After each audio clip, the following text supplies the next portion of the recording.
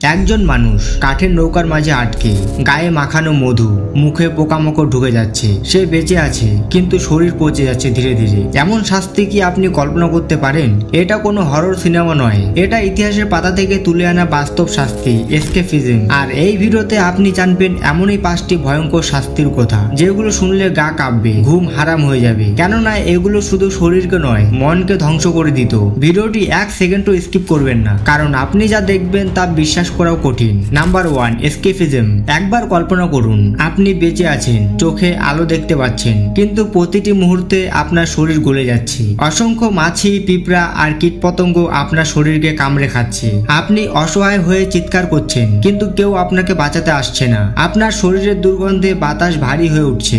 আপনি জানেন আপনি মরবেন, কিন্তু মরতে মরতেও সময় লাগবে অনেক দিন। এই নিষ্ঠুর মৃত্যুই ছিল এসকেপিজম, এক ভয়ঙ্কর শাস্তি পদ্ধতি, যেটা প্রাচীন পারস্যে ব্যবহৃত হতো বড় ধরনের অপরাধের জন্য, বিশেষ করে রাজদ্রোহ বা বিশ্বাসঘাতকতার মতো অপরাধী। এই শাস্তিতে অপরাধীকে দুটি কাঠের নৌকার মাঝখানে আটকে ফেলা হতো। একটি নৌকার নিচে রাখা হতো, অপরটি তার উপরে দিয়ে এমন ভাবে বসানো হতো যাতে শরীর আটকে যায়, কেবল মাথা, হাত ও পা বাইরে থাকতো। এরপর শুরু হতো মৃত্যুর যন্ত্রণা। প্রথমে তাকে জোর করে অনেক বেশি পরিমাণে দুধ ও মধু খাওয়ানো হতো। এতে পেট খারাপ হতো আর শুরু হতো অতিশয় ডায়রিয়া। শরীর ভেতর থেকে দুর্বল হয়ে পড়তো। তারপর তার পুরো শরীর জুড়ে মধু মাখানো হতো, যেন মাছি, পিঁপড়া, বলতা আর নানা ধরনের পোকামাকড় এসে শরীরের ওপর ভিড় করে। তাকে নদী বা জলাভূমির ওপরে এমন ভাবে ফেলে রাখা হতো যেন শরীরটা রোদে গরম হয়ে উঠতে থাকে, আর পোকামাকড়রা তার শরীর চুষে খেতে শুরু করে। এই শাস্তি ছিল ধীরে ধীরে মৃত্যুর জন্য তৈরি। কেউ কেউ 5 থেকে 10 দিন পর্যন্ত বেঁচে থাকতো।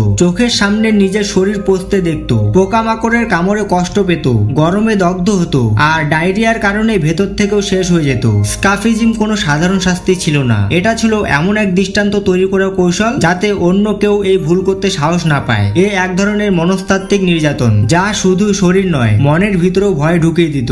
এই শাস্তির কথা শুনলে গা শিউরে ওঠে। আর ভাবুন, কেউ যদি এইভাবে ধীরে ধীরে মরতে থাকে, সেই সময় তার মনে কি চলতো। নাম্বার 2, লিঙ্গচেরা। একটা মানুষের শরীরকে যদি একেবারে কেটে ফেলা হয় তাহলে ব্যথা হয়, কিন্তু মৃত্যু হয় দ্রুত।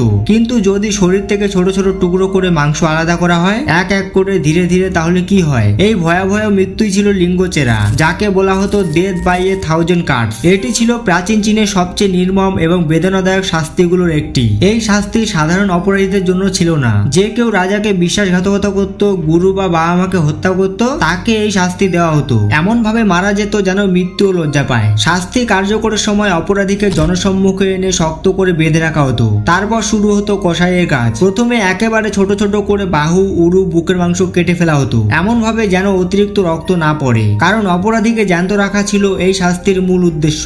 এরপর একসময় কেটে ফেলা হতো আঙ্গুল, নাক, কান, চোখের পাশের মাংস। কিন্তু এখানেই শেষ না, শেষ ধাপে কাটা হতো গোপন অঙ্গ ও বুকের ভেতরের অংশ। আর তখনই ধীরে ধীরে মৃত্যুর ঘুমে ঢলে পড়তো অপরাধী। চীনের ইতিহাস বলছে অনেক সময় অপরাধী এত কষ্ট পেত যে চিৎকার করত, কাঁদতো, আর মাঝে মাঝে নিজের প্রাণ চেয়ে জোর করে মিনতি করত, কিন্তু কেউ তাকে রেহাই দিত না। কারণ এই শাস্তি শুধু শরীর ভাঙার নয়, এটা ছিল সম্মান গুড়িয়ে দেওয়ার এক পদ্ধতি। মৃত্যুর পরও অপরাধীর দেহের টুকরো টুকরো অংশ ঘৃণা ভরে ছুঁড়ে ফেলা হতো, যাতে কেউ তাকে সৎকার না দেয়, কেউ তাকে শ্রদ্ধা না করে। লিঙ্গচেরা ছিল এমন এক শাস্তি যা শুধু অপরাধী নয়, দর্শকদের মনেও ভয় ঢুকিয়ে দিত, এই বার্তা দিয়ে যে রাজদ্রোহের ফল কখনোই সহজে মাফ হয় না। নাম্বার 3, আগুনে পুড়িয়ে মারা। একটা মানুষ, হাত পা বাঁধা, চারপাশে কাঠের স্তূপ, পেছনে আগুনের মশাল নিয়ে দাঁড়িয়ে আছে কিছু লোক, আর সামনে উল্লাসে ভরা জনতা, যারা চিৎকার করে বলছে পুড়িয়ে দাও। আর একটু পরে জ্বলতে শুরু করবে সেই মানুষটির শরীর। এটা কোনো কল্পনা নয়, এটা একসময় বাস্তব পৃথিবীর নির্মম বিচার ছিল। মধ্যযুগের ইউরোপে আগুনে পুড়িয়ে মারা ছিল এমন এক শাস্তি যেটা ধর্মের নামে মানুষকে দগ্ধ করে মারত।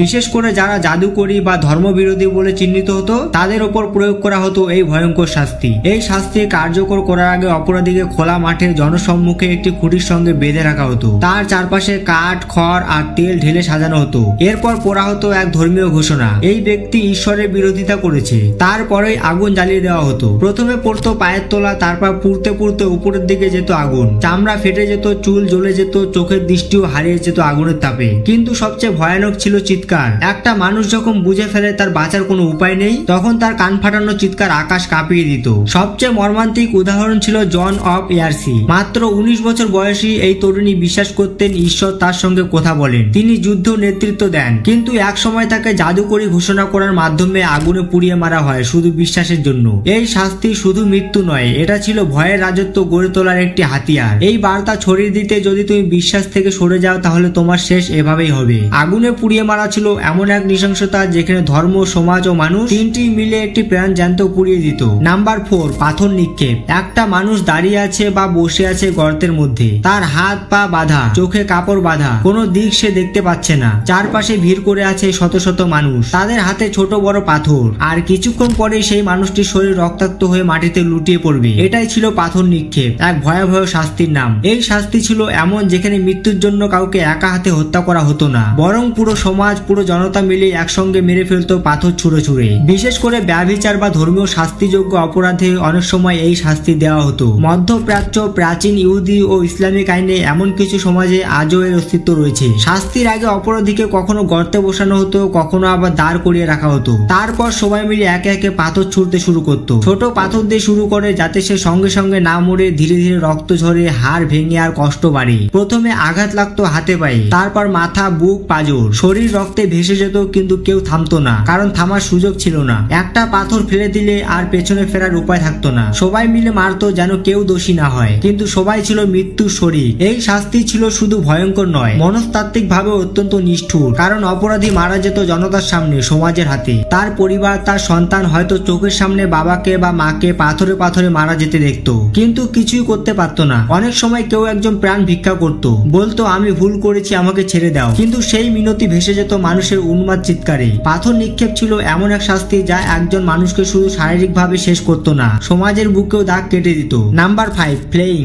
আপনি ভাবতেও পারবেন না একটা মানুষের শরীর থেকে যদি চামড়া তুলে ফেলা হয় তাহলে সে কেমন অনুভব করে। কোনো ওষুধ নেই, কোনো অচেতন করার ব্যবস্থা নেই, শুধু ধীরে ধীরে ছুরি চালিয়ে চামড়া তুলে নেওয়া হয়। আর সেই মানুষটি জ্যান্ত চিৎকার করছে, কাঁপছে, ব্যথায় থরথর করছে, কিন্তু তার মৃত্যু আসছে না। এই নির্মম শাস্তির নামই ফ্লেইং, যা ইতিহাসে এক ভয়াল অধ্যায়ের নাম হয়ে আছে। প্রাচীন অ্যাসিরিয়া, চীন, ভারত, এমনকি ইউরোপেও এই শাস্তি ব্যবহার করা হতো বড় অপরাধের জন্য, বিশেষ করে বিশ্বাসঘাতকতা, হত্যা বা ধর্মীয় অবমাননা শাস্তি হিসেবে। ফ্লেইং এর প্রতিক্রিয়া ছিল ঠান্ডা মাথায় সাজানো এক মৃত্যু যন্ত্রণা। প্রথমে অপরাধীকে শক্ত করে বেঁধে ফেলা হতো হাতে, পায়ে, ঘাড়ে, যাতে সে না নড়তে পারে না পালাতে পারে। এরপর ধারালো ছুরি দিয়ে একেবারে গলা, কাঁধ, পিঠ বা বুক থেকে শুরু করে ধীরে ধীরে চামড়া কাটা হতো। তারা এমন ভাবে কেটে চামড়া ছাড়াতো যেন কাপড় তুলে নিচ্ছে শরীর থেকে। আর অপরাধী যখন চিৎকার করতো এমন ভাবে যেন বাতাস কেঁপে উঠতো সেই শব্দে। সবচেয়ে ভয়াবহ বিষয়টা হলো এই শাস্তিতে অপরাধী সঙ্গে সঙ্গে মারা যেত না। সে চামড়া ছাড়া অবস্থায় অনেকক্ষণ, কখনো কখনো ঘন্টার পর ঘন্টা বেঁচে থাকতো। তার রক্তে ভিজে যেত মাটি,